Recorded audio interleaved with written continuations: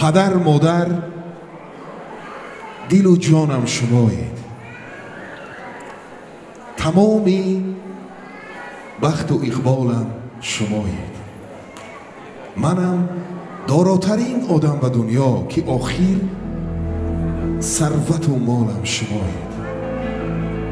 پدر مادر عزیزی دل شمایید، چراغی روشنی منزل شمایید.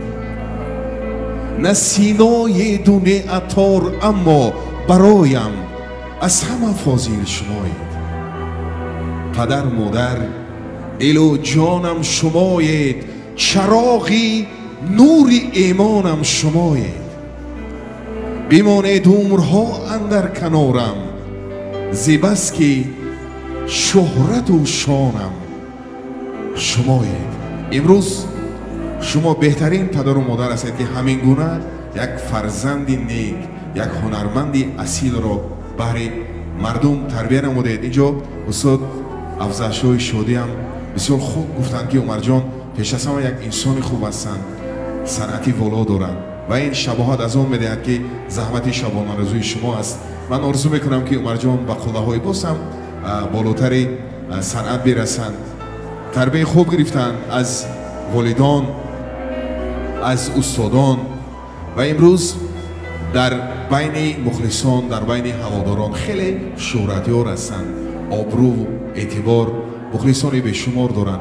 در حقیقت اینجا میبینیم تالار مالامال مادران هستند.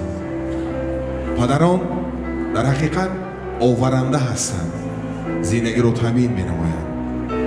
همه مشکلات زندگی بر دوش پدران است، هم شب هم روز، در گرما و در سرما، با عرق جبین، با مهنت حلال برای فرزندان، برای عائله رنج میکشند، زندگی رو تامین مینمایند. لیکن من گمان میکنم رنج مادران، زحمت مادران، مهنت مادران کمی مشکل تر است. مادران پس از خداوند در زندگی آفرنده هستند، فرزند رو به عالمی هستی میارند و ما عمر میبخشند و ما شیری سفید میدهند. شبهای تار در سری گاهواره ما بیدار مینشینند و خوابی خود رو به ما بخشیده الله میگویند. گویند مرا چو زاد مادر، پیستان به دهان گرفتن آموخت. شبها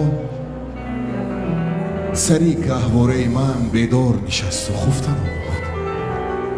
یک حرف و دو حرف بر زبانم الفاظ نهاد و گفتن آموخت. دستم بگرفت و پا به پا برد تا شیوه راه رفتن آموخت. پس هستی من زی هستی اوست، تا هستم و هست دارمش دوست. کیست که مادرش را دوست ندارد؟ همگان مادران را دوست می‌دارند. مادران فیض،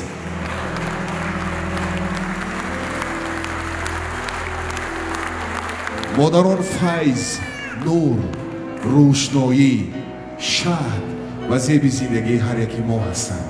مادران به ما لذت زندگی را هدیه می نمایند. اینجا عمر جان قابلوف یک ترانه خیلی زیبا در وصف مادران، در وصف همه مادران ایجاد نمودند. ترانه تازه ایجاد با یک سبک خیلی زیبا که پس از چند لحظه منظور شما میگردد و شما البته خود شاهد میگردید که در ریپرتوار عمر جان یکی از بهترین ترانه ها است. یک سبک خیلی زیبا رو در بر میگیرد، متنی بلند، آهنگی زیبا، اجرایش عالی. منظور شما میگردد این ترانه هم اهدا میگردد و همه مادران روی دنیا. من میخواستم باز هم تحت قرصک های صمیمانه و بردوام شما روی صحنه دعوت نمایم عمر جان قابلوف را با ترانه مادر.